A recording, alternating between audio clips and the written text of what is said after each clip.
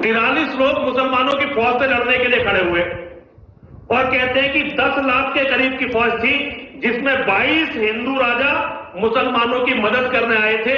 केवल 10,000 मुसलमान थे, बाकी सारे हिंदुओं की फौज थी, जिन्होंने गुरु गोविंद सिंह जी महाराज के दोनों साहिबजादों को शहीद किया, बलिदान किया। तो ये बीमारी हमारी आज की नहीं है, बहुत पुरानी बीमारी है दीदी। आप ये समझिए, महर्षि दयानंद सरस्वती से पहले, महर्षि दयानंद सरस्वती जी से पहले भारत में एक भी ऐसा धर्माचार्य नहीं हुआ जिसने इस्लाम को पढ़ने का और उसकी व्याख्या करने का प्रयास किया हो। आप संस्कृत में एक भी कागज नहीं दिखा सकती देव भाषा में जो असली कुरान का, हदीसों का, मोहम्मद के जीवन का आकलन करे। हमारे यहाँ भक्ति काल को बहुत बड़ा महिमा मंडित किया जाता है। अगर आप पिछले 1000 वर्षों में देखें तो हमारे यहाँ भगवान राम के सबसे बड़े भक्त हुए हैं गोस्वामी तुलसीदास जी। गोस्वामी तुलसीदास जी भगवान राम के सबसे बड़े भक्त हुए। उनके पिता का नाम था पंडित आत्माराम दुबे, और पंडित आत्माराम दुबे अपने समय के सबसे बड़े ज्योतिषी थे, या ये कह लीजिए सबसे बड़े ज्योतिषियों में से एक थे। उनके गांव का नाम था राजापुर, चित्रकूट के पास बांदा जिले में उनका गांव था। गांव का नाम था राजापुर। जिस दिन गोस्वामी तुलसीदास जी का जन्म हुआ उसी दिन उनके गांव पर मुसलमानों का आक्रमण हुआ।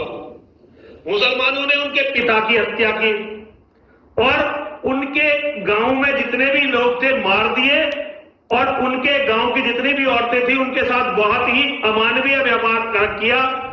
जिन औरतों को लूट के ले जा सके लूट के ले गए, वरना मार दी।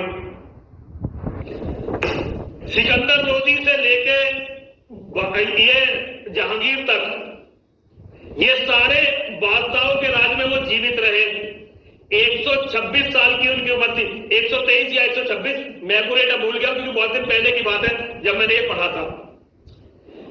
भगवान राम का मंदिर गोस्वामी तुलसीदास जी की अपनी आंखों के सामने टूटा। ये राम जन्मभूमि जिसके लिए हिंदुओं को इतना लड़ना पड़ा, ये गोस्वामी तुलसीदास जी के सामने ये मंदिर टूटा था, जबकि वो भगवान के राम के इतने बड़े भक्त थे।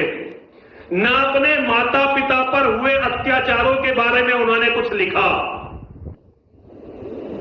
न ही भगवान राम जिनके नाम पर उनका पूरा जीवन कटा, भगवान राम के इतने बड़े भक्त थे, उनका मंदिर उनके सामने टूटा, उन्होंने कुछ नहीं लिखा। कहीं किसी छोटी मोटी किताब में 2-4 लाइनें लिख दी हो तो अलग बात है, लेकिन कहीं भी उन्होंने प्रमुखता से इस घटना को नहीं उठाया।